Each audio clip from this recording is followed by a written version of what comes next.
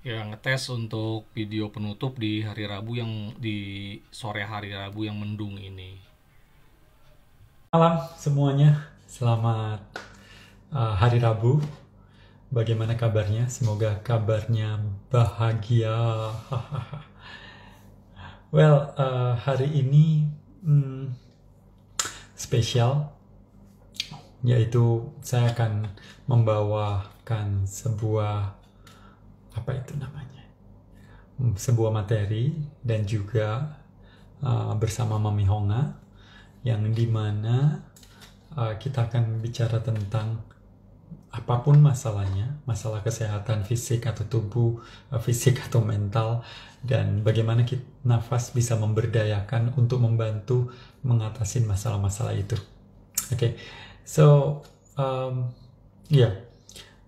Beberapa waktu lalu saya sempat berbagi di IG Story tentang Buteko dan juga tentang emosi yang keduanya bersama Mami Honga, dan banyak sekali permintaan untuk kami untuk membuat acara kembali, live kembali.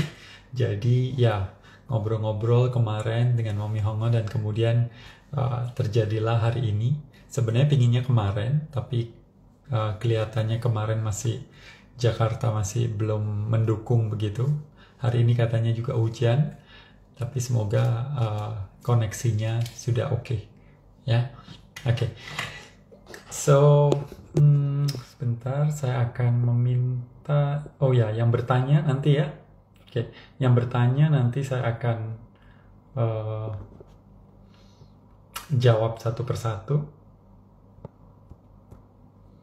Sebentar, saya invite dulu Mom Honga. Ya,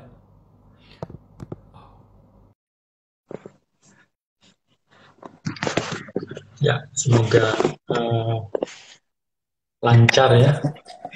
Selamat Selamat malam. malam, Apa kabar? Ketemu lagi nih. baik. Sudah jalan Oh, juga kita ketemu terus ya. iya. Berapa kali kita ketemu terus nih. Iya. Oke. eh, Gimana nih Gimana? kabar Jakarta hari ini Sudah setelah selesai beberapa... sudah selesai membersihkan bekas banjir. Sudah Oh, selama 3 hari. apa yang terjadi? Separah apakah yang Enggak terjadi parah, enggak kemarin? parah. Yang terjadi itu subuh-subuh bangun dan di bawah tempat tidur udah penuh air. Berkah, berkah katanya. Disyukuri, disyukuri. Akhirnya beresin satu rumah. Jadi semuanya tuh yang tidak dipakai lagi dibuang. Jadi memang butuh, nggak apa-apa. Oke, oke, oke. Ya, beruntung saya Ya, di Bali, jadi walaupun hujannya keras, tapi sampai sekarang belum ada dilaporkan ada banjir atau sejenisnya di sini. oke. Kata, Berarti saya semoga Berarti saya harus pindah ke Bali sepertinya ya. bukan harus itu kan pilihan aja. Betul. Iya. Tapi ya kalau saya berapa kali cerita, mungkin Mong Homa juga pernah dengar cerita saya bagaimana saya pindah ke Bali. Dulunya itu saya kerja di Jakarta, maksudnya punya bisnis di Jakarta, dengan kesibukan di Jakarta, ya kebanyakan orang yang kalau udah di Jakarta setiap hari ngomongnya aku ingin pindah dari Jakarta, tapi nggak berpindah-pindah. Tapi keinginan saya kuat, apalagi saya ingin pindah di Bali, waktu itu saya ingin pindah ke Ubud, tapi bisnis di Jakarta, terus gimana dong caranya seperti itu? Nah, kemudian saya setiap hari mikirin Bali. Begitu begitu ada waktu kosong, saya pergi ke Bali. Beberapa minggu, beberapa hari balik lagi. Karena bisnis nggak bisa ditinggalkan kan. Semua orang punya cita-cita yang kurang lebih sama bahwa ingin hidup di Bali atau itu. Nah, berkahnya adalah satu masalah yang besar sebenarnya, yaitu saya mengalami kebangkrutan yang cukup parah, dalam banget, sehingga mau nggak Eh, mau saya harus kembali dari nol. Kalau kembali dari nol, apakah milih di Jakarta atau milih di Bali? Ya otomatis saya akan milih di Bali. Jadi hati-hati dengan keinginan, hati-hati dengan apa yang benar-benar ada di dalam diri kita, dan itu akan memancing kita untuk menuju ke sana. Tapi jalannya seringkali seperti yang tidak kita pikirkan, seperti itu. Untung saya tidak punya bisnis ya. Tapi on the way, Mas, on the way. Kembalinya Ya, lagi diatur. Dengan demikian, oke. semoga Siap, siap, sekali siap. waktu kita bisa live bareng, tapi sebelahan ya, Mas, dari Bali. Ya, berarti Boleh juga. kalau itu terjadi berarti saya sudah pindah ke Bali ya. Enggak, bisa aja nanti waktu ke Bali kita ketemu dan live bersama di situ. Iya. Gimana? Enggak harus pindah. Doain Oke, aja, Mas, saya bisa pindah ke Bali intinya. ya, Doain. ya. Amin. Yakin. Oke. Sekarang hari ini kita akan bicara tentang masalah, mengatasi masalah kehidupan dengan melalui nafas. Jadi tapi lucu kan? Biasanya kita mengatasi masalah kehidupan itu dengan duit, dengan sesuatu yang normalnya, Mas, seperti itu. Tapi ini kali ini nafas. Biasanya kan pergi ke dokter atau dan sebagainya seperti itu. Nah, Betul. Kali ini kita akan bicara seperti itu. Bicara tentang masalah dan kemudian nafas sebagai salah satu terobosan untuk memperbaiki atau mengatasi masalah itu, seperti itu. Nah, boleh cerita nggak?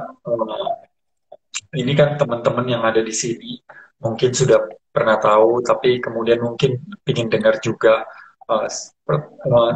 Mong Honga itu pertama kali masalahnya apa sih, kok bisa sampai ikut kelas Buteyko, ikut kelas pernafasan seperti itu. Emang ada spesifik masalah yang ingin dibereskan, atau ya ikut dulu lah, belajar dulu lah, nanti kemudian hasilnya nanti lihat aja begitu. Itu kurang lebih bagaimana?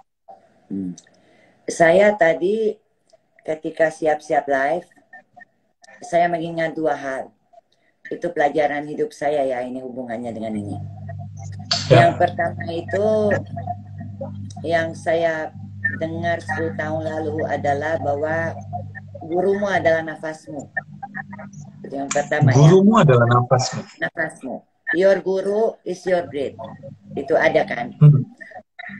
Lalu yang kedua yang saya ingat, selalu apa yang Mas Gobin bilang, dan waktu itu saya belum full mengerti, itu adalah bahwa nafas adalah jembatan antara jiwa dan tubuh. Ya kan? Jiwa dan tubuh. Yang itu menjadi sekarang moto. Jadi gini sebenarnya ceritanya. Masalah apapun yang saya hadapi itu, menurutku sih dari awal itu mengakibatkan pada akhirnya saya mempunyai penyakit. Ya kan? Ini jelas ya, separaku Mas Gobin, jelas? Jelas. Okay. Karena saya rada kayak ini aneh, kayak putus-putus. Oke. Saya itu mencari healing mungkin sudah ada 15 tahun. Sudah 15 tahun. Jadi saya menganggap diri saya adalah seperti sepanjang hidup saya mencari kesembuhan. Pertama untuk jiwa saya, lalu untuk tubuh saya. Karena jiwa saya rusak, tentunya di tubuh saya jadi rusak. Saya sebenarnya tidak malu menceritakan bahwa saya adalah dulu orang yang amat sangat hancur. Ini hancur ya, katanya hancur. Karena saya banyak sekali mengalami masalah dari kecil, bla bla bla bla.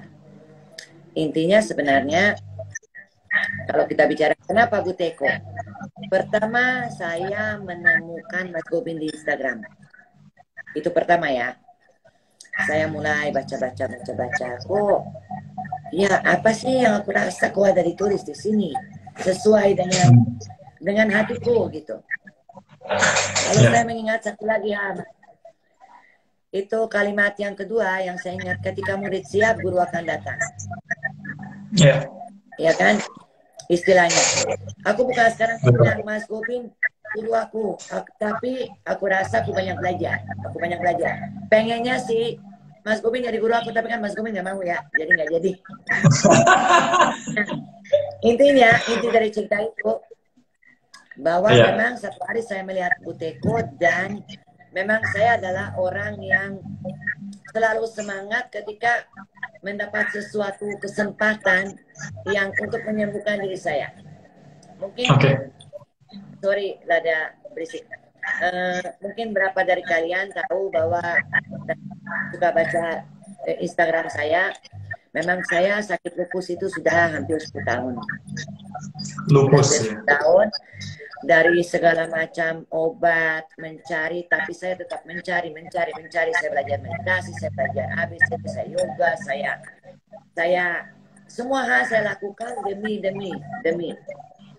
Pada akhirnya sebenarnya yang menarik diceritain adalah bahwa saya sangat menyadari bahwa sebenarnya penyembuhan itu bukan dari dokter, tapi dari diri sendiri.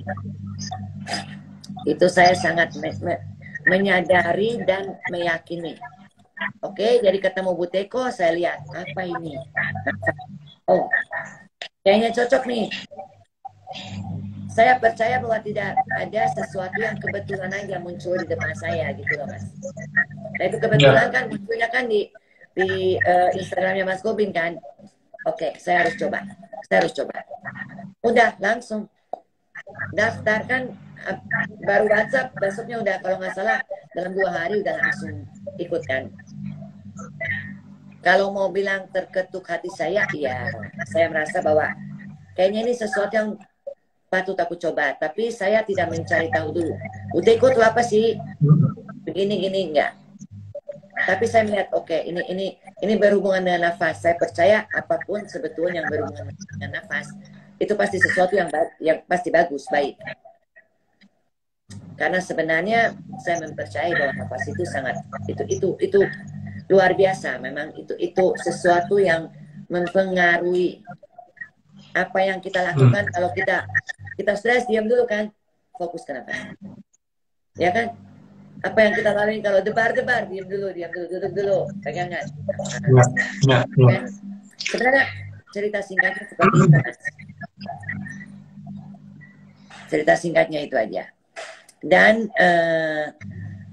kalau dibilang, saya di sini kan mau jujur, karena saya pernah belum lama ini buat postingan di mana ini kan bukan iklan. Saya merasa bahwa Mas Gopin tidak perlu iklan. Kalau dibilang Bu Teko itu untuk saya mudah dilakukan, tidak juga. Ada beberapa hal di awal yang saya harus ulang lagi latihan dan lebih spesifik mempelajari sebetulnya yang benar seperti apa sih. Jadi memang saya, mungkin ada orang yang bilang saya merasakan perubahan dalam 2 hari. Saya tidak. Tapi dari 2 minggu, 3 minggu, dan sampai sekarang itu terus. Dan memang semakin banyak. Sebenarnya satu yang saya juga di sini mau tanya, kalau nanti boleh bertanya ya, kok saya semakin kurus ya Mas Gopin ya?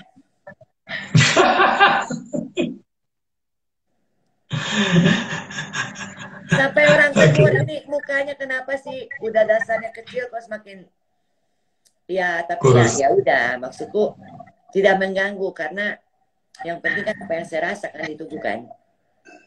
Ya. Makannya jadi sedikit kan, emang. Iya, dan cepat kenyang. Tapi saya makan menurut saya jauh lebih sehat dong daripada dulu. Contoh tadi pagi jus dulu, habis jus ini baru nasi sayur, habis itu singkong, ya kayak gitu. Makanan saya aja. Oke. Terus setelah berlatih Bu Teko mungkin udah sebulan lebih ya, mungkin 2 bulan kali ya. Terus apa aja masalah yang tadinya terjadi, kemudian sekarang jadi boleh bilang berkurang gitu atau Hmm. bagaimana? Apa yang terjadi sebenarnya? Pertama, yang paling aneh, yang melihat masalah, yang menyadari perubahan itu bukan saya, tapi orang-orang di sekeliling Hmm. saya. Oke. Jadi saya kayak jadi go with the flow. Tidak ada yang masalah. Apapun yang terjadi santai. Itu Ya, pertama. Kedua, saya itu susah sekali tidur. Jadi biasa susah saya tidur. susah. Susah. Ya. Tidur saya misalnya jam 12 sampai jam 6 pagi itu bisa 4 kali bangun. 4 Oh kali wow. bangun, duduk dulu, rokok dulu, nonton. Ntar tidur lagi, bangun lagi, Aha, tidur lagi. aha. Jadi kan tidak pernah benar. Akibatnya ketika saya Ya, bangun pasti lemas dong. Kok kayak nggak tidur? ya, pasti, Bangun aja pasti. pagi udah aduh. Kok capek ya? Ya, Oke, tidur itu berubah. Itu bisa tidur sampai pagi. Bisa tidur sampai pagi. Itu yang pertama-pertama ya. abang. Lalu kalau di badan itu lebih ke bengkak. Sendi-sendi yang bengkak itu sekarang kan nggak lihat. Sekarang kurus nih tanganku nih. Udah bisa kurus. Waktu itu bilang kan nggak bisa Mas Gomin tuh. Ya, ya, ya, ya, ya, ya. Nah, bahkan udah lebih gede lihat. Nah, ini fakta loh. Oh Jadi, wow. jadi sendinya tidak bengkak lagi. Oke, good. Kalau saya mau bilang hilang semua sakit, jauh berkurang, tapi proses. Saya lihat itu sebenarnya proses. Oke. Proses ketiga, migrain. Hampir tiap hari saya migrain. Hampir tiap hari. Sekarang ya. Saya sudah Wow. lama tidak pernah merasakan sakit kepala. Baru kemarin ketika habis banjir kan mungkin karena udah capek kali ya. Ya. Capek ya 3 hari kan terus gitu. Ya itu baru alami lagi sakit kepala lagi. Apalagi ya. Lebih ke obat. Energi. Oh, nah itu. Biasanya kalau bangun itu kan kalau sudah siang itu kan lemes ya. Jadi contohnya saya kan punya klien ya, karena kan ya saya kan baca kartu. Itu saya selalu taruh di jam jangan siang, karena saya tahu kalau siang itu saya nggak mau. Saya tuh harus istirahat dulu. Itu sekarang nggak pernah. Tidak Oke. pernah. Jadi itu dari pagi sampai malam itu jam 11 itu oke-oke saja. Tidak ada masalah. Tidak merasa membutuhkan tidur siang. Lalu apalagi ya? Coba saya ingat-ingat. Oh, makan. Ya. Pada akhirnya saya kan suka meneliti. Saya orangnya yang penasaran, Mas. Jadi sempat tuh yang waktu bulan kedua ya kalau nggak salah. Itu nafasnya tuh turun. Kok turun drastis nih? Kenapa sih? Masalahnya apa Ya. sih? Memang mungkin orang lain itu saya sebenarnya tidak mau, saya pernah cerita sama Mas Gobin, saya tidak mau membandingkan diriku dengan orang lain. Karena saya merasa saya adalah saya dan saya tidak mau melihat nilai orang. Banyak orang kan waktu itu di grup, oh EHB saya sekian. Saya tuh 2 bulan pertama itu kalau dari 15 ke 21 itu udah wow gitu. Itu udah bersyukur ya. Lalu mulai naik. Dan bulan kedua itu tiba-tiba turun. Nah itulah cerita coklat. Jadi saya mikir apa sih yang aku lakuin ya 3 hari ini tuh apa gitu. Kira-kira apa sih? Ngemil, manis. Stop. Saya kemarin kirim WhatsApp ke Mas Gobin itu berapa EBH terakhir itu 41 ya? Ya. 40 apa 41 gitu? Oke. Kemarin tahu nggak berapa? Lebih dari 45. 46. Wow. Wow. 46.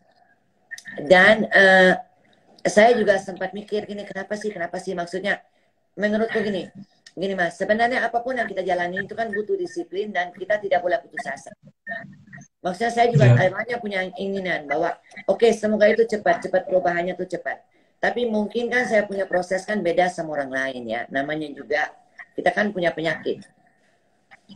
Saya lihat orang pertama, wah udah 30, saya 8 aja susah, udah sampai nggak bisa tahan kan. Akhirnya saya ikutin Mas Gobin, udah mau matiin aja angka, saya nggak mau peduli angka, bodo amat. Yang penting saya nafas saja berapa-berapa. Saya nggak liatin berhari-hari, saya nggak mau lihat. Karena saya nggak mau terpengaruhi. Karena kan ada, namanya manusia ada rasa, kok kenapa sih? Kok saya nggak bisa ya? Kok kenapa sih? Kenapa sih? Nah, dari situ sebenarnya dia mulai meningkat. Tadi malam saya lihat grafik saya di Buteko itu tiba-tiba dia begini sekarang. Nyut, naik. Nanti saya kirim deh. Pokoknya itu dia tiba-tiba menanjak. Dan itu memang di saat yang saya nggak pikirkan. Jadi saya pasang lagi hitungan, terus saya diam aja. Terus pas saya lihat yang pertama, 28, loh, kok bisa? Masih santai kan, masih aja dia. Gitu. Jadi sebenarnya Buteko ini bagusnya menurutku karena yang saya merasakan lebih dari yang lain ya. Ini saya mau kalau boleh share. Kenapa? Karena ada bagian mengenali diri maksudku tuh lebih menghubungkan ke tubuh. Apa sih yang buat aku nggak bagus?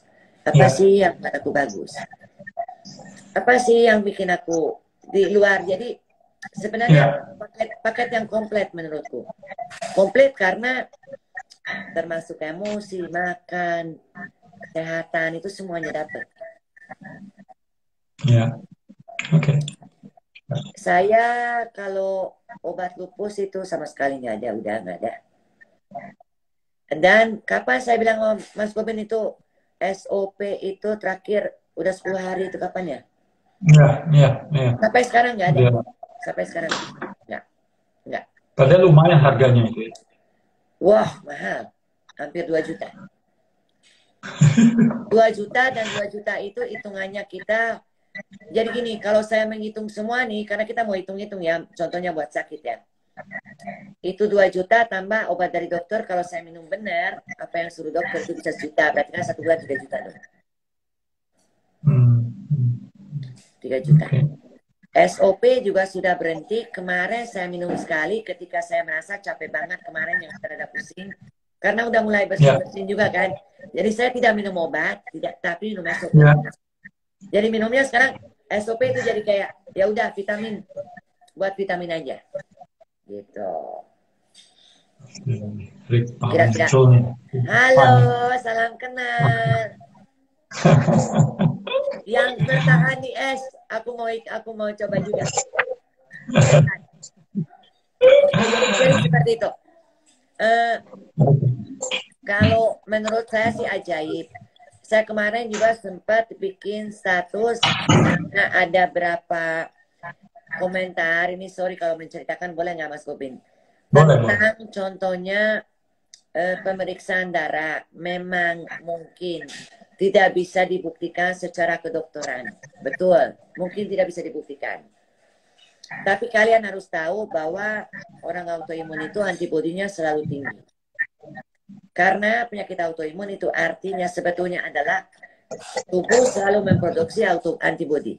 Jadi ketika kita saking banyak produksi antibodi menyerang tubuh sendiri, betul nggak? Dan ketika kita sakit justru kita tidak punya untuk menyehatkan. Jadi orang normal kan kalau sakit mulai produksi antibodi untuk mana sih bahasanya Mas Gobin? Memproduksi untuk supaya ya melawan si virus itu kan. Nah, kalau kita kan banyakkan antibodi. Dan memang kalau di lupus itu nilai antibodi IgG dan IgM itu memang selalu tinggi. Karena saya kan suka cek darah. Itu sebenarnya satu tanda dari autoimun itu. Di lain pemeriksaan ANA. Sebenarnya membuktikan autoimun adalah ANA, hasil ANA, tapi ada IgM dan IgG. Dan saya itu tidak pernah sukses dengan rapid. Waktu pertama saya rapid, reaktif, saya langsung stres. Saya kena corona. Ternyata di swab nggak apa-apa. Kedua kali kena, begitu juga. Tapi udah kurang stresnya. Ketiga kali kemarin, ada juga pakai antibody apa, pokoknya pakai air liur, positif lagi, saya lari lagi dong, swab, tidak apa-apa. Nah yang ajaibnya kemarin, negatif. Jadi saya bilang sama dokter gigi, saya jangan dirapit, pasti positif. Udah swab aja deh.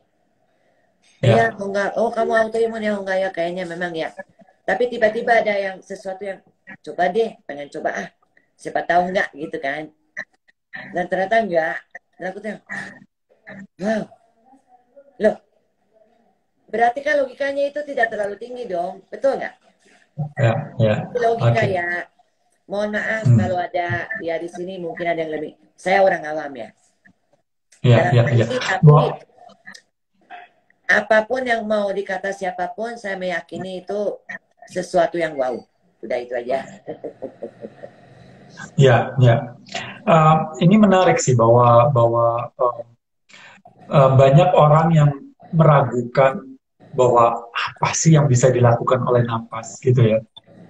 Termasuk saya. Jadi bukan teman-teman yang lain juga, termasuk saya bertahun-tahun lalu saya berpikir apa sih nafas itu. Ya kita ketika ada si James Nestor yang bikin buku berat itu teman-temannya ngolok-ngolok gitu.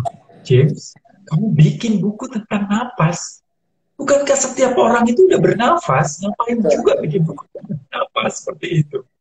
Nah, inilah sebenarnya the most underrated organ in our body. Ya, sesuatu atau organ yang paling tidak dianggap atau nilainya paling rendah itu adalah hidung kita gitu.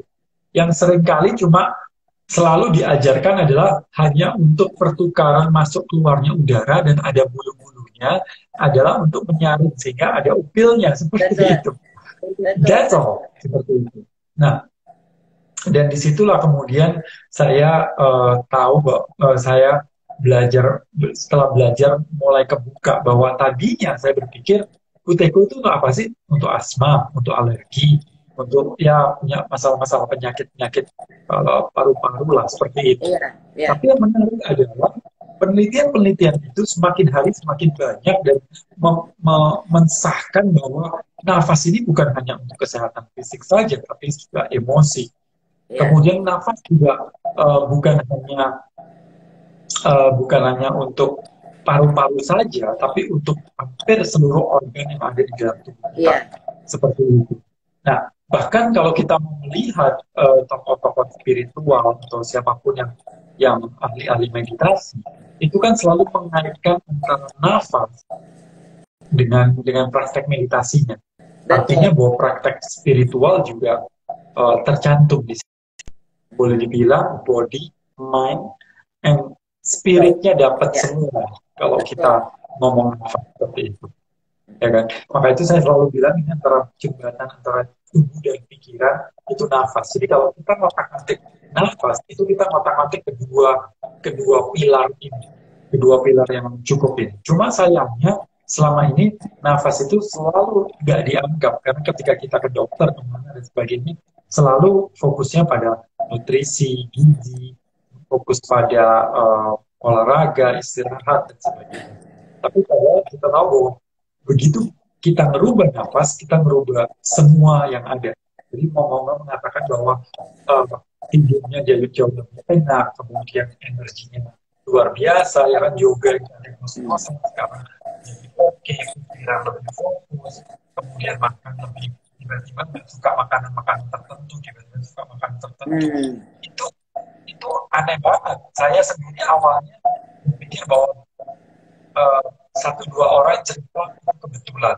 Tapi kalau hampir setiap orang cerita, karena setiap minggu kan ada kelas UTK, di situ kemudian baru meyakini bahwa ini something, ini sesuatu yang nggak bisa cuma hanya nafas aja, maksudnya nafas aja cuma hanya pertukaran udara saja, tapi luas banget begitu. Nah, ngomong cerita, hari ini kan mengatasi masalah melalui nafas.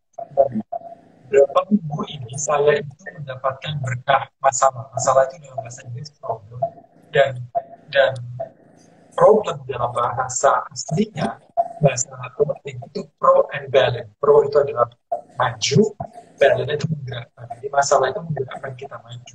Seperti itu. Putus-putus Nah, Mas Gobin, putus-putus suaranya.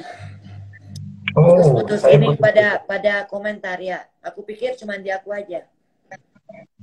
Oh, Ternyata putus-putus ya. bentar, saya ganti. eh,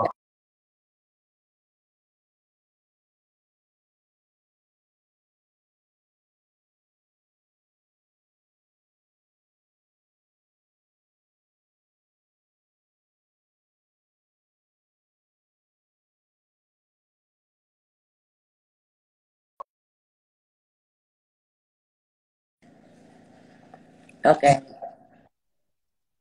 lumayan, lumayan bagus. Ya. Nah, saya kembali ke yang tadi bahwa dalam beberapa minggu ini, kurang lebih hampir sebulan lah seperti itu ada berkah masalah yang cukup besar dan itu bertubi-tubi dari berbagai berbagai sisi dalam dalam hidup saya. Emang saya dari sudah 4 tahun lalu kalau nggak salah itu selalu merindukan duka. Saya terus-terusan berkata saya merindukan duka karena hidup saya mungkin terlalu enak jadi saya merindukan duka seperti itu. Dan setiap kali dikasih duka, apa yang terjadi bahwa itu terlewatkan, bukan masalahnya hilang, tapi kemudian teratasi masalah itu karena eh, karena dihadapi dan kemudian lewat seperti itu. Hilang lagi. Dan itu jadi bukan masalah lagi kalau seperti itu kan. Nah, itu terjadi. Namun yang terakhir ini lebih hantaman lebih keras lagi, pasti seperti itu kan. Karena kalau ada hantaman yang nggak keras, pasti kita nganggap itu bukan masalah lagi, seperti itu. Ketika kita kelas 1, pelajaran kelas 1 susah. Tapi ketika kita naik kelas 2, pelajaran kelas 1 bukan Betul. masalah lagi. Ya kan? Ini kalau kita semakin tinggi, pelajaran yang di bawah kita bukan menganggap masalah. Kita menganggap masalah kalau seandainya itu berhadapan dengan sesuatu yang membuat kita berpikir, emosi kita teraduk dan sebagainya. Itu disebut masalah. Seperti itu. Ketika kita punya uang dikit, ya makan di restoran harga 100.000 masalah. Tapi ketika kita punya uang banyak, mau makan 2 juta pun gak ada masalah. Jadi sebenarnya masalah bukan masalah dari benda atau sesuatu masalah, tapi dari kemampuan kita. Seperti itu. Nah, akhir-akhir ini itu lagi didorong pada saya di itu. Nah, sampai saya mimpi-mimpi, kemudian tidur juga terganggu dan sebagainya, seperti itu. Nah, untungnya bahwa di masa-masa sulit seperti itu, saya tuh punya tools, saya punya banyak tools yang saya bisa gunakan. Kita tahu bahwa di dunia ini ada hal-hal yang kita bisa kendalikan, tapi banyak sekali hal yang kita tidak bisa kendalikan. Ya kan? Contohnya cuaca, itu kan kita nggak bisa. Banjir, siapa yang bisa kendalikan? Maksudnya kita mau marah, mau apa, tetap aja banjir tetap terjadi seperti itu. Ya kan? So, itu sesuatu yang di luar dari keinginan kita, di luar dari dugaan kita, dan tapi itu terjadi. Terus bagaimana dong? Nah, tapi bagaimanapun kita itu punya kuasa untuk nggak selalu punya kuasa untuk mengendalikan orang lain atau suasana atau situasi. Tapi kan kita selalu bisa menguasai tubuh kita, diri kita, pikiran kita. Nah, kalau kita nggak punya ilmu-ilmu seperti ini, maka apa yang terjadi? Maka ketika ada masalah, hantaman dari masalah,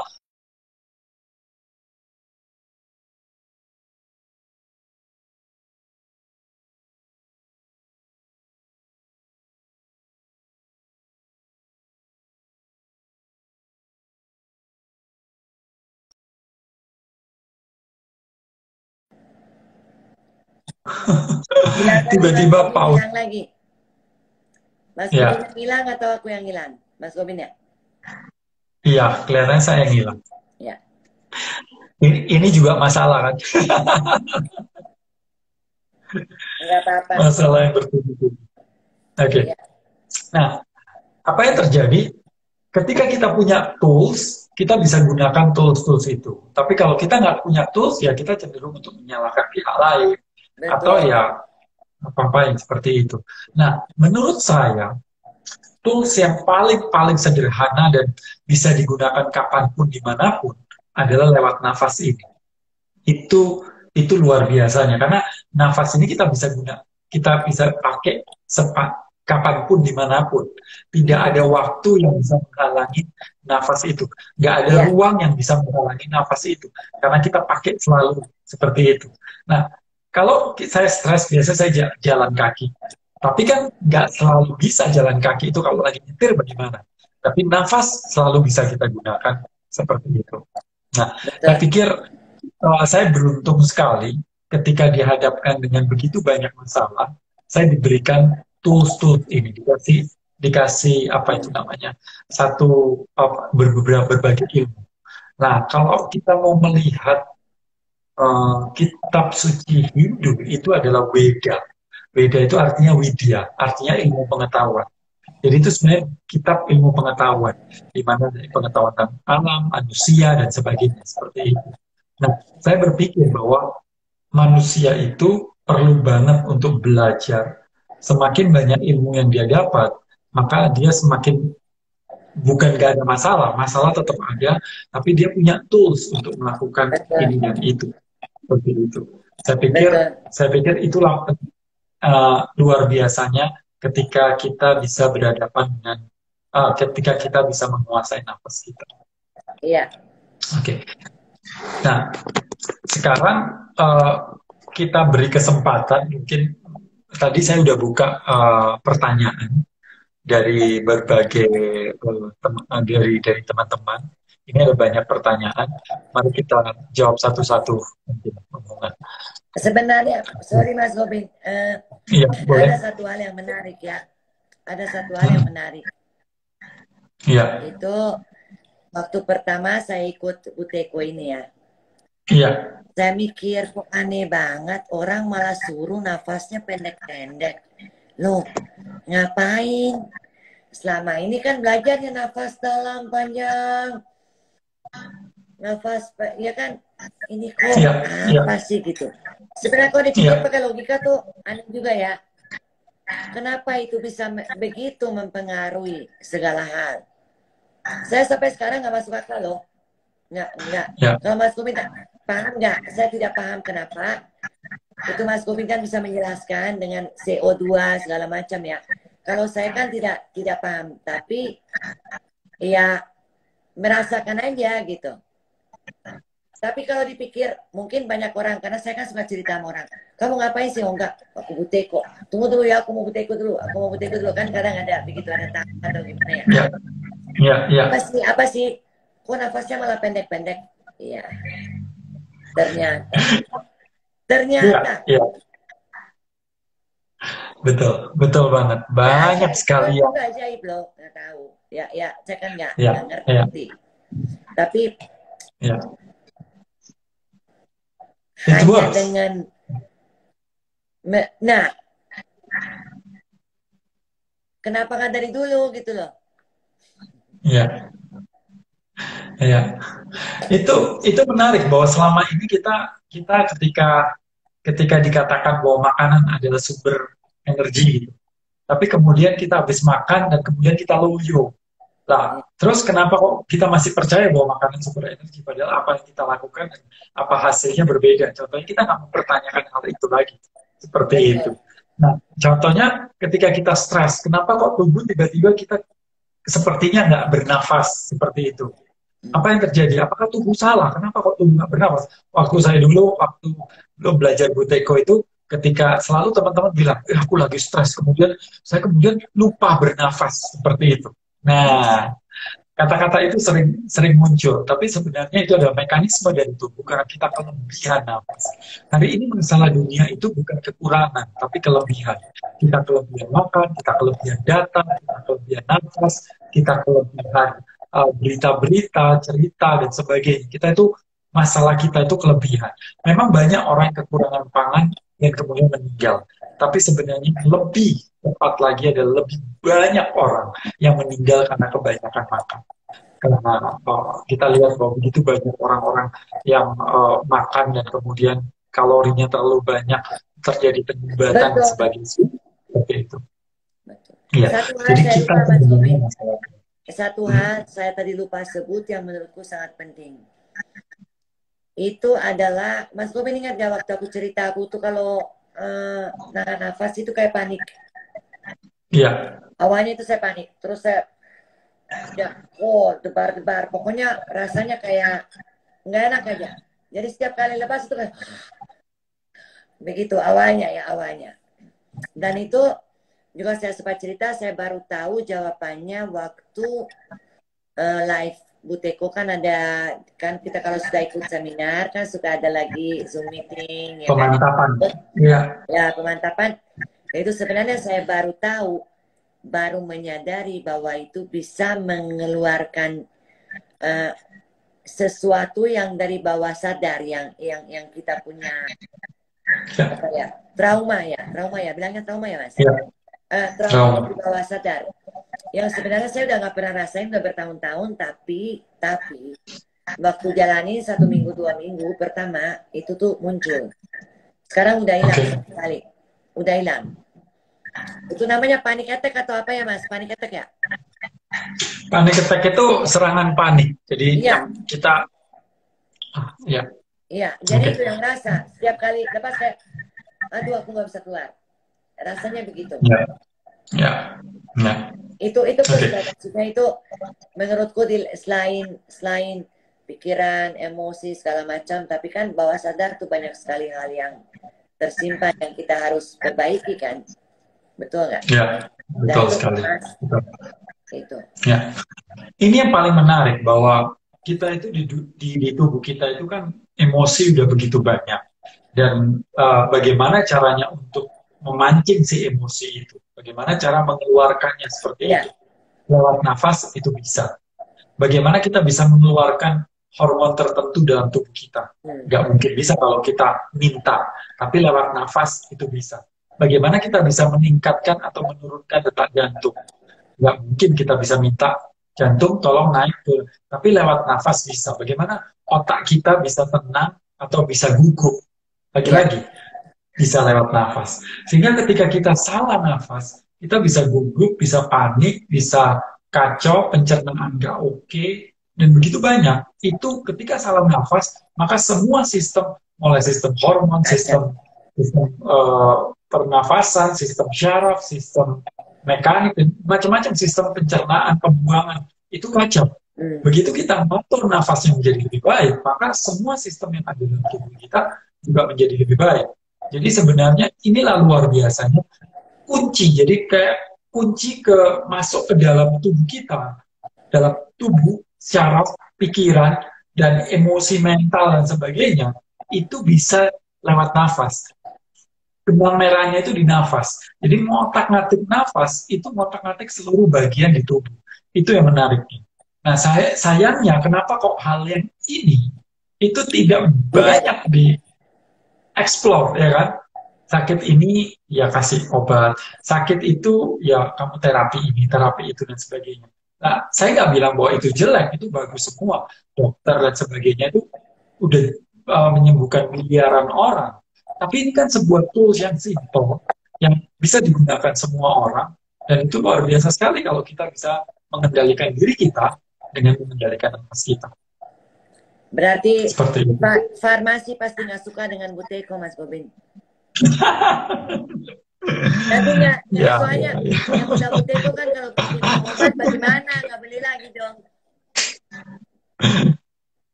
Iya kan? Farmasi nggak suka dengan Buteko. Wow, ini menarik. Oke, kita nggak sampai ke sana, tapi mari kita baca beberapa pertanyaan. Oke. Di sini kan saya tanya bagaimana masalah Anda biasanya apa, dan kemudian bagaimana nafas ini bisa mengatasinya. Ini anxiety, depresi, nafas membantu menenangkan monkey mind saya. Seperti itu, betul sekali. Bahwa kita nggak bisa ngotak-ngatik otak ini, hai tenang, hai monkey mind, jangan lari ke sana ke sini. Tapi otak, jantung, nafas itu satu kesatuan yang nggak bisa dipisahkan. Sehingga ketika kita mengatur nafas kita mengatur mind kita menjadi lebih tenang, lebih fokus, lebih terarah seperti itu. Itu luar biasanya. Dan kecemasan seperti Bang Honga tadi cerita bahwa kecemasan itu menurun. Dan yang menarik adalah 80% ini bukan bukan nilai yang kecil. 80% mereka yang punya panic attack atau uh, panic disorder seperti itu atau anxiety itu Ya, mempunyai apa yang disebut BPD, breathing pattern disorder, atau kesalahan dalam bernafas, seperti itu. So, saya pikir ini penting banget untuk diketahui setiap orang bahwa ketika kita mengatur nafas, kita mengatur begitu banyak hal di dalam tubuh betul, kita, termasuk kecemasan itu sendiri. betul. Oke, kemudian, nah, ini pertanyaan. Kak, apakah Buteko sama dengan pranayama kapal beti? Eh, Ya, pernah tahu kapal beti ya? aku tahu, aku sering, Tahu tapi kan? nggak sama. Karena, Ya, kapal beti itu fire breathing. ya, Jadi bikin fire seperti itu. Jadi semua, saya nggak tahu, saya cukup eh, belajar. Terputus lagi. Oke, saya belajar berbagai pranayama, tapi Buteko total berbeda daripada pranayama apapun. Betul ya, ya, Om? Ya. betul. Aku juga belajar, beda, beda, beda. Oke, kemudian lagi, Pak, latihan Buteko sebelum tidur pasti bermimpi tentang suatu. Apakah itu artinya sesuatu yang harus dibereskan? Nah, ini yang menarik, bahwa tadi saya sempat bilang bahwa napas itu memancing emosi. Jadi kalau kita sebelum tidur, kemudian latihan Buteko, bagi beberapa orang itu akan memancing emosinya. Jadi kalau emosinya masih belum belum stabil, belum balik ke tempatnya dan kita tidur, dan itu akan muncul dalam mimpi kita. Seperti itu. Oke, jadi Kalau, sarannya jangan Buteko sebelum tidur. Mau kalau saya pengalaman nggak itu pernah, Mas Kevin, saya nggak nggak pernah pernah ya? rasain Oke. itu. Padahal saya sering buteku sebelum tidur. Karena kadang yang keempat itu udah, misalnya setengah 11 malam mau tidur, nggak apa-apa. Tapi mungkin Oh, beda-beda oke. ya. Tapi Tiap tetap orang beda. aja asik aja. Nggak ada. Kalau saya Oke, nggak. ini singkat padat kekhawatiran diri. Oke, saya mau bilang seperti ini bahwa em, kekhawatiran diri. Saya mau bilang seperti ini bahwa em, khawatir itu bukan karena memikirkan masa depan. Sebagian besar orang khawatir itu bukan karena memikirkan masa depan, tapi dia ingin mengontrol keadaan, kejadian yang ada seperti itu. Jadi Betul. dia kepingin, ya kita kepingin anak kita seperti ini. Ya, Nanti kalau begini, bagaimana nanti? Kita mengontrol, kepingin mengontrol segala betul. sesuatu yang ada di sekitar kita, dan itulah yang membuat kita khawatir. Ya, Karena betul. kita punya rumus dalam hidup kita, 1 tambah 1 itu 2. Itu selalu dipakai. Kalau anak saya nggak belajar, berarti nggak pinter. Kalau nggak pinter, nanti waktu besar dia jadi apa, bla bla bla, nanti nilainya jelek, bla bla bla, sebagainya seperti itu. Sehingga kita ingin mengontrol bahwa kita berpikir bahwa hidup itu linear, bahwa ini pasti ini. Dengan bekal 1 tambah 1 2, kita ingin mengaplikasikan semua itu pada kehidupan. Sehingga kita mengontrol harus 2 ini. Kalau nggak 2, salah ini. Dan Salah. itulah yang membuat kita khawatir seperti itu. Betul. Ya. Aha. Setuju. Ya. Setuju. Oke. Nah, ini tentang hidup. Mengapa jika nafas menggunakan 1 lubang hidung kiri lebih berat ketimbang lubang hidung kanan? Nah, ini tolong dicek. Jangan-jangan memang apa itu istilahnya? Nasal deviation NDS, nasal deviation septum itu kalau nggak salah. Jadi 60% manusia di dunia itu hidungnya nggak lurus, dia bengkok. Nah, ketika bengkok salah satu, otomatis yang satu dia berat atau lebih sedikit udara yang masuk daripada kanan. Bisa jadi seperti itu. Tapi kalau itu sinus dan sebagainya, itu akan gampang untuk dilepas. Tapi kalau emang strukturnya itu bengkok, maka itu ya Pas susah untuk saya ya. boleh ngomong angkat Boleh, boleh. tangan. Ya, Tadinya ya, saya di sini susah sebelah kiri karena sinus, sekarang nggak. Sama, udah bisa tuh. Sama. ya. Oh, wow. Saya selalu di kiri karena saya punya sinus itu ke sini sebelah kiri, dan sekarang itu enggak. Sama aja. Oh, wow. Sama. Oke. Ini yang menarik. Nggak banyak orang tahu bahwa lubang hidung kanan dan lubang hidung kiri itu punya fungsi yang berbeda. Kalau kita ke dokter, dokter kan mengatakan sama aja. Tapi sebenarnya yang kanan dan kiri itu ini udah diketahui, udah ditulis di Ayurveda gitu. Tapi sekarang udah dibuktikan bahwa yang kanan ini seperti pedal gas, sementara yang kiri itu ngerem. Yang kanan itu simbolnya matahari, yang kiri itu simbolnya Bulan. si bulan. Nah, ketika kita menggunakan kanan, ini tubuh kita panas, simpatik yang aktif. Ini untuk biasanya kalau untuk mencerna, kalau kita habis makan seperti itu. Tapi kalau kita lagi tidur, tidurlah miring ke kanan sehingga yang kiri terbuka. Dan itu akan mendinginkan tubuh kita, membuat kita rileks, masuk ke state parasimpatik, dan seterusnya. Jadi menarik sekali bahwa lubang hidung kanan dan kiri kelihatannya nggak ada artinya, biasa lubang itu. Tapi ternyata ini mempengaruhi. Dan ketika ada seseorang yang satu lubangnya itu bengkok, maka dia cenderung untuk napas dengan situ. Bisa jadi orang itu selalu akan jadi tegang terus, atau di sisi lain dia menjadi loyo, males, ngelemprak istilahnya seperti itu. Nah, Oh. itu bisa karena itu. Karena yang satu parasimpatiknya aktif, yang satu simpatiknya aktif seperti itu. Oke. Itu bisa karena itu. Nah, yang menarik adalah mekanisme tutup buka tutup buka tutup buka di hidup kita itu ternyata eh, itu mekanismenya ada gitu. Disebutnya erectile, erectile juga ereksi gitu. Jadi ini ke kanan dan ke kiri seperti itu. Dan lubang hidup kita itu sangat terhubung dengan emang kelamin kita. Jadi urusan hidung dengan kelamin itu terhubung sangat kuat sekali ternyata. Oke. Maka itu sisi primitif kita bahwa kita itu ketika suka dengan seseorang, yang pertama kita suka adalah aromanya. Seperti itu. Ya, karena sisi primitif kita ada. Maka itu selalu saya bilang kalau Anda mau cari pasangan, yang paling penting pertama adalah bukan wajahnya dulu, tapi aromanya cocok atau enggak. Itu dulu. Ya, oke. Nah, kemudian apalagi di sini, ini dia, gelisah, cemas, keuangan jika ada masalah datang keluarga ibu, jika ada masalah dengan keluarga, terutama mungkin ibu, seperti itu. Ya, itu lagi-lagi sebagian besar kegelisahan kita, kecemasan kita itu nggak terbukti.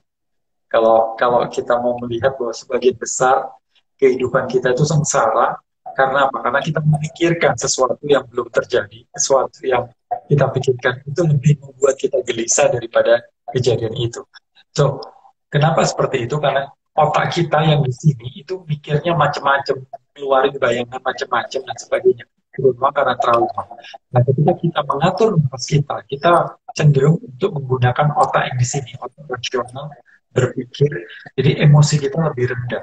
Sehingga kita namanya kecemasan, kegelisahan itu jauh lebih terkontrol seperti itu. Boleh angkat tangan. Ya, silakan. Mau cerita lagi satu. Tadi malam kejadian. Jadi saya memang kan sudah, ini bulan apa Mas? Februari ya? 3 bulan. Ya. Dan memang berapa hari kemarin itu mungkin kita lagi sama Mas Gopin, jadi dalam bulan ini dan apalagi berapa hari kemarin itu lagi betul-betul ada masalah lah. Jadi maksudnya emosiku itu bagaimana ya. Tadi malam saya duduk di persis di sini dan saya mau buteko dulu kan sebelum tidur. Tapi buteko dulu, lalu saya Ya, jadi istilahnya bermeditasi tapi dengan cara nafasnya Buteko gitu loh. Dan itu saya baru merasakan luar biasa. Itu plong. Ya. Jadi memang bisa dirasain banget. Itu tuh beda banget. Jadi segitu pengaruhnya tuh segitu besar menurutku. Ya. Jadi saya menggabungkan Buteko ini dengan meditasi. Jadi meditasinya dengan Buteko yang baru saya coba tadi malam, baru sekali tadi malam. Dan itu benar-benar itu benar-benar rasanya tuh betul-betul cepat banget dan kayak ya benar. Ya. Saya konfirmasi ini sebenarnya begini. Kenapa saya tahu Buteko dengan meditasi ini, suatu hari saya ikut retret di puncak. Nah, pada saat itu dingin banget dan saya itu nggak bawa pakaian yang tebal seperti itu. Saya agak menyepelekan. Saya pikir puncak seberapa sih, tapi ternyata puncaknya ini benar-benar yang sangat tinggi dan sangat dingin pada saat itu. Terus kemudian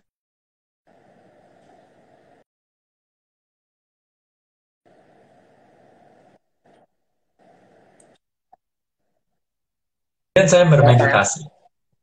Nah, ketika saya bermeditasi, itu apa yang terjadi? Saya kedinginan. Aduh, saya kedinginan, tapi saya harus meditasi, semuanya meditasi. Nah, di situ kemudian saya menggunakan nafas yang lebih sedikit daripada normalnya, seperti itu. Dan kemudian saya berpikir badan saya jadi hangat, pastinya. Saya tahu itu. Dan bukan aja hangat masalahnya, tapi otak saya jadi, loh, kok enak banget meditasinya, yang tadinya harus berapa lama untuk masuk ke state itu, ternyata lebih gampang. Nah, Lebih kemudian, cepat, betul. ya lebih cepat. Betul. Beberapa orang, banyak yang mereka teman-teman praktisi meditasi mengatakan, Pak Gobin, ini luar biasa banget. Kenapa saya nggak tahu? Saya itu bertahun-tahun meditasi, nggak bisa seenak ini gitu. Kok bisa gitu? Nah, maka itu saya pikir kenapa hal ini nggak diomongin dari dulu gitu. Maksudnya ini kan sangat simpel gitu loh. Kalau kita nggak, malah sebaliknya sering banget. Ya. Betul. Dan satu hal lagi kita lupa loh Mas Gobin, tadi sebut kita lupa. Insting dan feeling yang semakin merasa, saya bisa rasain loh. Saya ini kan, ini kalau boleh cerita 2 menit aja ya. Iya. Saya kan tiap harinya kerjanya kan membaca kartu ya, menganalisa orang lah, kamu kenapa. Tapi betul-betul ada pengaruhnya banget nafas ini ke intuisi juga dan ke segala macam. Jadi itu kalau ya saya nggak tahu, ini mungkin Mas Gobin lebih paham, cuman gini. Kalau kita bicara cakra, menurutku hal ini sangat mempengaruhi cakra mata ketiga dan di sini, cakra mahkota kita. Itu betul-betul. Dan jadi kayak menjadi lebih, loh, kok belum apa-apa, sensitifnya itu semakin. Coba itu bagaimana bisa kan? Ya. Ini panjang ceritanya. Aku juga suka mikir, Mas, kurang lebih begini. Ayo bener aja, masa sih gitu. Tapi saya udah berkali-kali berpikir ulang, loh, saya kan nggak lakuin yang lain. Kecuali saya lakuin yang lain kan. Saya berdoa sambil apa misalnya, apa. Tapi saya nggak. Berarti kan ya apa dong? Nggak ada pilihan. Oke, saya akan jelasin ya. Ya, tolong.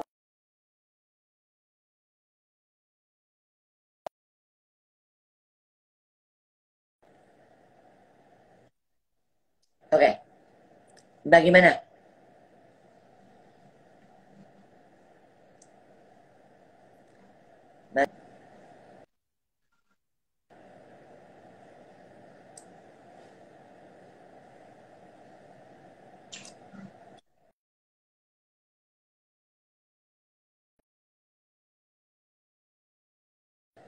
Lagi ganti wifi. Ya. Oke. Bagaimana Mas? Ya, putus. Ya, udah oke, udah oke. Udah oke. Udah bagus kok.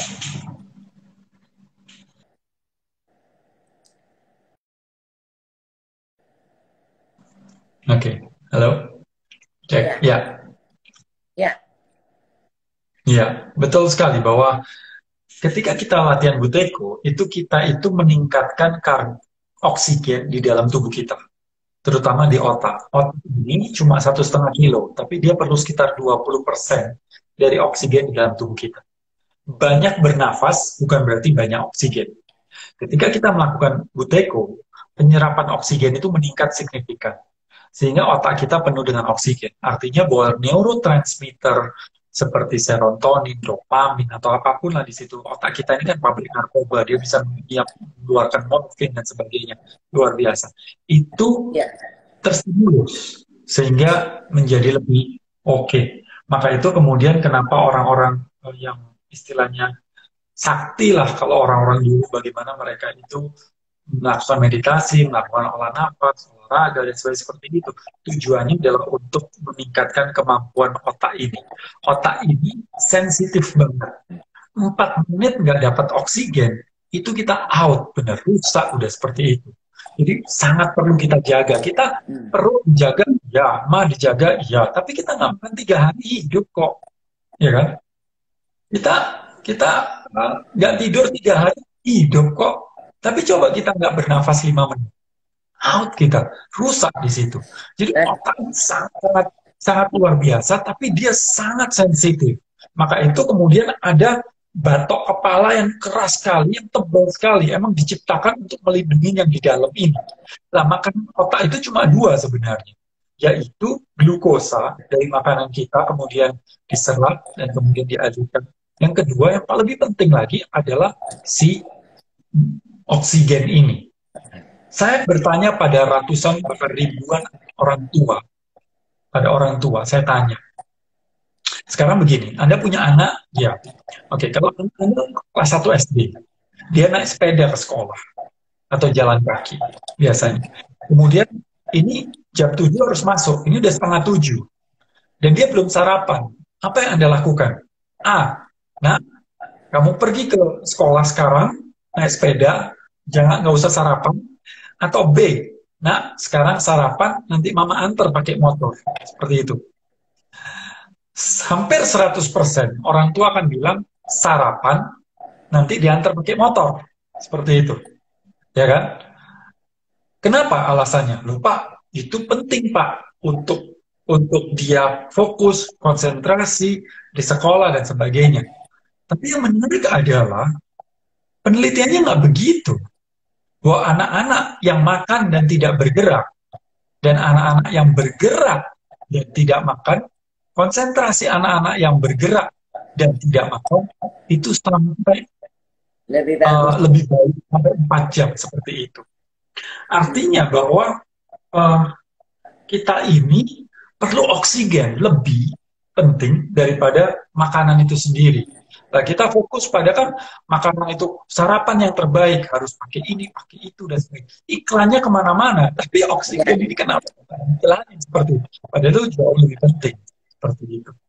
Jadi ini penting banget. Ini bukan masalah soal intuisi aja, tapi kecerdasan, ketenangan, dan sebagainya. Itu sangat-sangat terhubung dengan oksigen di dalam tubuh, terutama di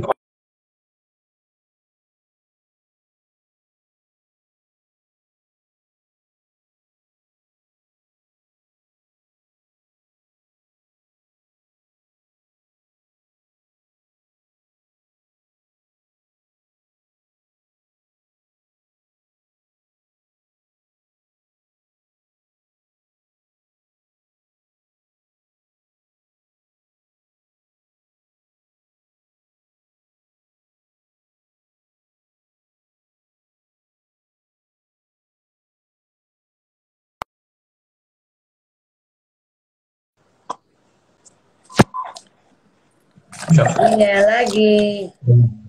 Iya, hilang lagi. By the way, ada yang tanya nih, ngomong tentang lupus. Apa tuh? Sebentar, saya baca dulu ini. Ya. Dari ya, Bunga, saya penderita lupus lagi flare ini. Ada advice nggak pengalaman butekonya? Iya, Silakan. banyakin butekonya. Butekonya dibanyakin. Hmm, Sekarang Oke. saya kan awalnya ketika kita mengikuti Buteko pertama kan Mas Gopin bilang bahwa latihan itu antara 3 sampai 5. Setelah 1 bulan kita bisa pakai 2, betul nggak? Ya, Nah, ya. aku tuh sampai sekarang pakai 2 atau 3. Tapi Hmm, kalau lagi flare, saya pakai 4. ya. Saya pakai 4. 4 kali sehari. Iya, dan biasanya saya itu kalau lagi flare, karena kan nafasnya pasti itu pengaruh ya, DHB-nya, Iya. itu saya suka balik ke level 3 dulu. Level 3 Hmm, dulu, hari itu ketika saya merasa nggak enak, 1-2 hari baru lagi ke level 4. Dan itu ngaruh ya. banget, banget. Itu luar biasa, Ya. coba cek. Tapi mungkin memang kita harus turun dikit Mas Gobin, kalau pengalaman saya sih ya. Kadang yang level 4 itu kalau kita lagi flare kurang. Tapi saya nggak pernah flare sih ya. Udah nggak pernah sih. Udah nggak ya? Keren. Udah, waktu di awal. Waktu di awal, Iya, kalau iya, sekarang udah iya. nggak pernah. Udah 2 bulan nggak pernah. Keren, keren. Ini menarik. Ada yang bertanya, terkadang dalam situasi yang sangat sibuk, stres, banyak pikiran, saya sering sesak nafas. Iya, Dan untuk tarik nafas susah sekali. Dan bisa bernafas lega. Bagaimana cara maintain pernapasan saat kondisi tersebut? Ini banyak eh, yang banyak teman-teman atau siapapun yang tidak mengerti mekanisme dari tubuh kita. Tubuh kita itu selalu mencari keseimbangan. Dan selalu orang berpikir bahwa, oh saya sesak nafas, maka harusnya dibongkar, dibuka, dikasih nafas yang banyak. Seperti itu. iya, Padahal iya. sesak nafas itu terjadi. Sesak nafas itu terjadi karena kita udah terlalu banyak nafas sewaktu stres itu. Jadi ketika kita stres, kita itu nggak apa itu namanya, eh, nggak sengaja atau nggak sadar bernafas terlalu banyak. Iya, Kan betul. orang stres gitu. Iya, iya. Aduh. Iya, benar. Karena itu mekanisme tubuh untuk melegakan. Tapi karena kita sering bernafas banyak, akibatnya karbon dioksida semakin turun, semakin turun, semakin turun. Dan pembuluh udara kita semakin sempit, semakin sempit, semakin sempit. Nah, otomatis terjadi sesak. Nah, ketika sesak, kita berpikir harus dilonggarkan, malah ditarik gitu. Itu masalahnya. Padahal yang benar adalah Anda malah harus tahan nafas dan bernafas lebih sedikit, lebih ringan, bukan ditarik lebih berat seperti itu. Jadi tipsnya adalah bernafas dengan lebih pelan, lebih sedikit, dan gunakan diafragma. Itu paling gampang. Dan yang keempat, pastikan gunakan hidung. Seperti itu. Itu saja akan membantu. Kalau seandainya sulit, coba pakai aplikasi namanya uh, Breadball. Nah, aplikasi Breadball ini sangat membantu untuk siapapun yang ingin apa itu bernafas lebih baik. Aplikasinya namanya Breadball. Oke. Ya, oke. Okay. Udah sempat pakai Breadball, enggak ya? Belum. Mas Gobin, ada teman Iya, saya nanya, ini di luar iya. misa ya, nggak ada di sini kebetulan. Oke, Eh, oke. nafas pendek itu ketika kita masuk ke dari EHB itu kalau awal misalnya kan kita ukur dari hidung ya, kita belajarnya gitu ya. Saya Iya, sampai sekarang pakai iya. pakai hidung. Itu 50% atau untuk membiasakan itu boleh kan dari 70 baru 50 boleh kan? Jadi nggak harus Boleh. langsung cuman 30 tuh nggak harus kan? Enggak Maksimal harus. itu berapa? Maksimalnya di mana? Biasanya 70-80%. Yang penting Oke. maintain air hunger-nya. Itu yang paling penting. Karena awalnya Ya, saya juga masih 70, sekarang kan udah cuma sampai bingung. sini. Ya, Semakin lama kan dia semakin turun ya. sering semakin sering latihan, otomatis perubahan terjadi. Nggak Oke. bisa panjang-panjang, lebih sedikit-sedikit. Iya. Oke. Iya. Eh, Ada yang bilang cakranya terbuka. Ini ada yang mengatakan Anda semua manusia praktekkan Buteyko dengan konsisten. Saya yakin rumah sakit tutup dari Iya, masalah itu. eksim tubuh tahunan sampai jantung dan emosi semua terkontrol sempurna. Terima kasih. Ini ada yang eksim, terus jantung dan kemudian emosi. Itu luar biasa. Terima kasih. Ini Mbak Reni dari Batam. Oke, Tuhan, puji kemudian Tuhan. Cara ini kok ada memainkan air hunger. Wah, dengan mengatur nafas saya mampu peluk semua rasa. Thank you Bu Teko. Seperti itu. Oke, aku tahu Bu Teko, tahu Pak Gobin dari Momi Homa. Thanks Momi. Gitu. oh ya, thank you. Siapa tuh? Ini Leni Yulianti. Oke. Ya, lainnya sudah. Eh, ngaruh nggak sih Pak kita stres terus jantung tiba-tiba sakit? Ngaruh banget. Ya, Ketika baru stres banget. kita banyak nafas, pembuluh darahnya menyempit dan kemudian kita menjadi sakit jantung itu nggak nyaman, itu sangat ngaruh ya. Oke, ini ada eh, baru sore tadi panik gegara dilaporin masalah terus pas jamnya harus latihan ajaib banget setelah latihan benar-benar lega padahal ya belum dapat solusinya. Betul, Nah, kebanyakan itu orang dia, itu itu dia. Itu fokusnya bikin cari kita solusi cool. dulu. Iya, Tapi banyak orang itu itu dulu. santai, Mas. Ya, benar, benar. Iya, itu dia. Jadi yang pertama adalah apapun kejadiannya kita tuh jangan panik. Kalau udah panik, itu semua Keputusannya kacau salah. pasti. Betul. Makanya Itu kita yang perlu tenang. Nah, sekarang pertanyaannya kan sering kali nih, kebanyakan orang itu ketika ada temennya panik, dia bilang apa? Tenang, tenang, tenang, sabar, sabar, sabar, tenang, tenang. padahal nggak bisa. Percuma, karena kata-kata tenang itu adalah kata-kata yang abstrak. Gimana? Lebih baik, oke, kamu ikutin saya, tarik nafas, tahan, lepaskan. Nah, itu jelas. Itu sesuatu yang kita bisa lakukan. Jadi banyak orang melakukan, kita harus sabar, kita harus menerima, kita harus ikhlas. Ini semua kata-kata abstrak di otak nggak bisa dijadiin apa ya? Sesuatu yang real. Lakukan apa? Menerima itu bagaimana? Ikhlas itu bagaimana? Itu nggak bisa. Maka itu kebanyakan orang nggak berhasil mengatasi masalahnya karena kita menggunakan kata-kata abstrak. Kita menyuruh orang untuk melakukan itu. Tapi kalau saya jalan kaki coba 5 menit. Kemudian coba badannya diangkat, napasnya harusnya begini. Itu menurut saya jauh lebih nyaman, lebih oke daripada Anda harus ikhlas, menerima, pasrah, dan sebagainya. Itu tidak akan terjadi. Aku suka lo bilang, Seperti, Mas, menerima. Aku suka bilang sama orang menerima. Aku suka bilang. iya, Tapi aku iya. menemukan cara sendiri bagaimana menerimanya itu. Misalnya, Hmm, contoh. Ada juga, hmm. bukan menerima karena apa yang orang buat misalnya itu di luar diri kita. Betul, kalau cuma ngomong menerima ya nggak bisa. Karena Nggak orang bisa. anak, loh, Iya, iya. tahu. Seperti teknik memeluk emosi. Apa yang Anda lakukan, tarik nafas, Nah, kemudian itu. katakan ini dan sebagainya. Itu harus dilakukan. Teknik-teknik ini itu akan lakukan. Memegang sini, melakukan pijatan di sini, di sana, di sini. Itu menurut saya jauh lebih oke daripada eh, kata-kata yang tidak apa ya, tidak ya yang abstrak itu seperti itu. Oke, saya rasa itu aja.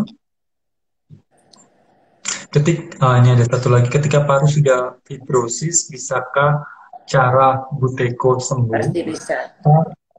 Saya menemukan banyak keajaiban di situ, termasuk yang emfisema.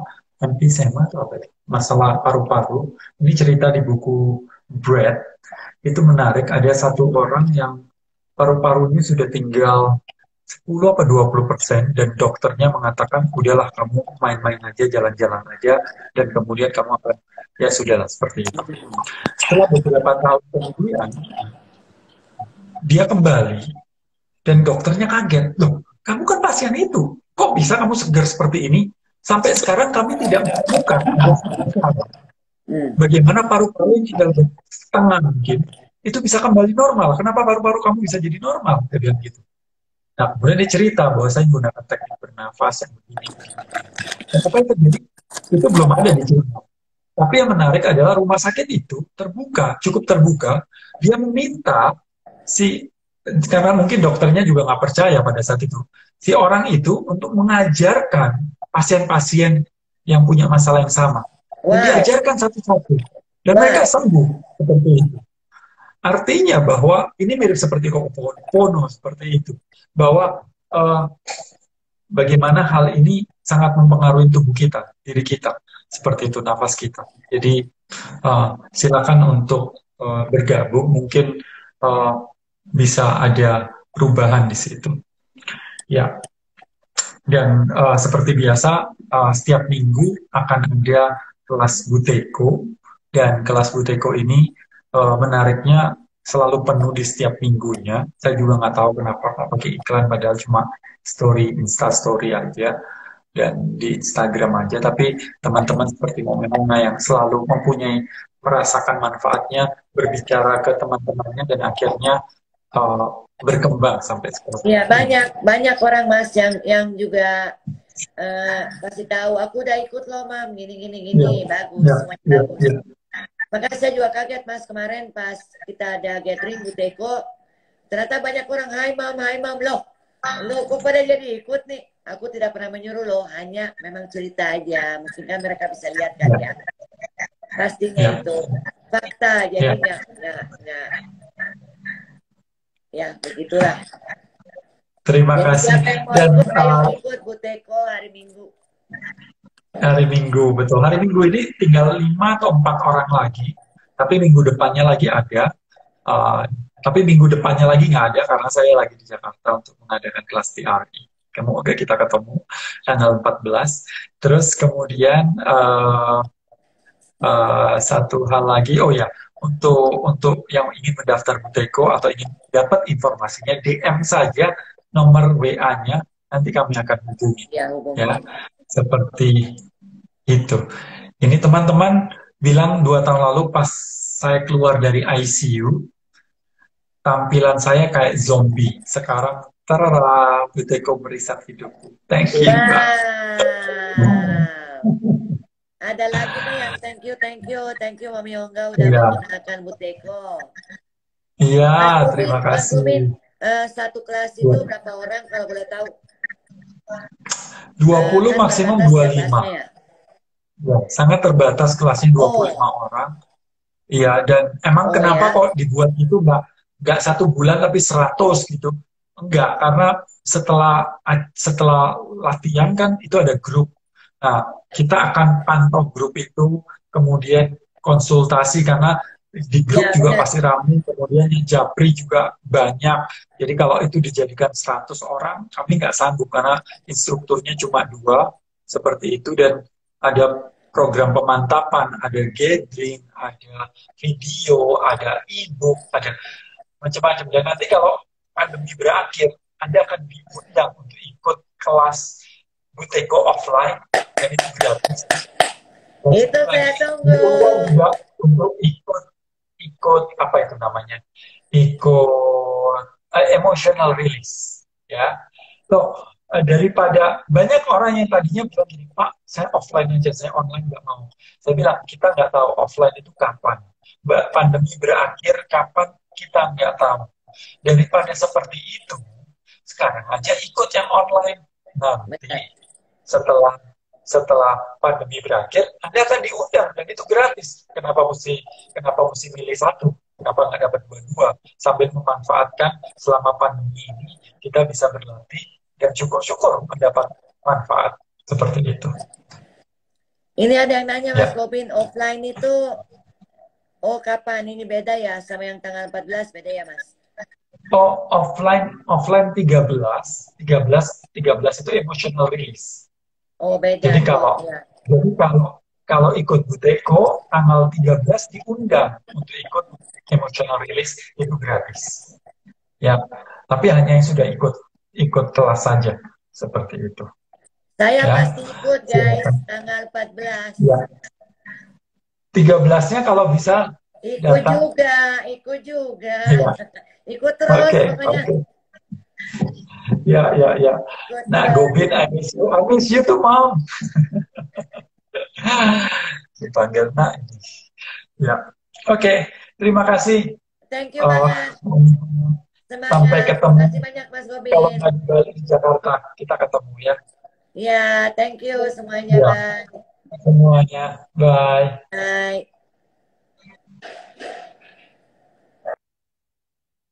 Oke, semuanya.